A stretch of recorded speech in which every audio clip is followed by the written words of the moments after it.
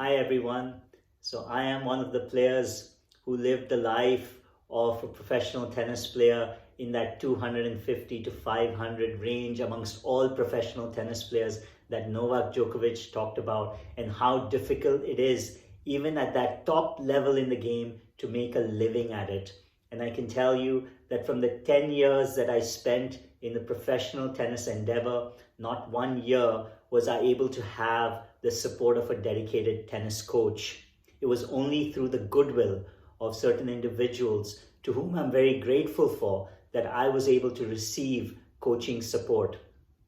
Also, because all of the expenses are on you, there's no team or organization supporting the players.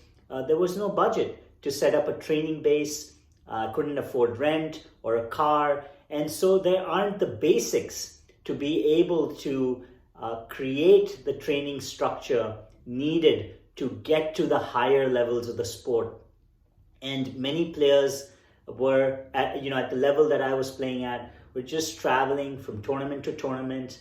Of course, I had my parents' home in Mumbai, and in the US, in the Challenger circuit, many tournaments have housing. And so it was through the graciousness of people supporting the tournament that they'd open up their homes for us to stay during the tournament.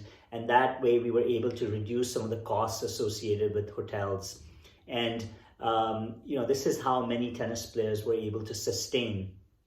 For me, things became even more difficult when unfortunately I had an injury and I needed to put together the support of a medical team. And of course, that's very expensive. Meanwhile, when you're dealing with injury, it's also impacting your performance. And so that was the tipping point. It was no longer viable for me to continue, and I had to leave the sport. This happens often with players. And when you leave the sport, many players are leaving with not much. And it takes a significant effort to build your life again. In my case, I had to spend 5 years going back to college, building my education, building the foundation for the next stage in my life. And so there are some real problems. There have been challenges in tennis for a long time, and clearly more needs to be done to create opportunity and support for a larger group of players. That's how the sport is going to move in a more healthier direction. That's how tennis is going to grow.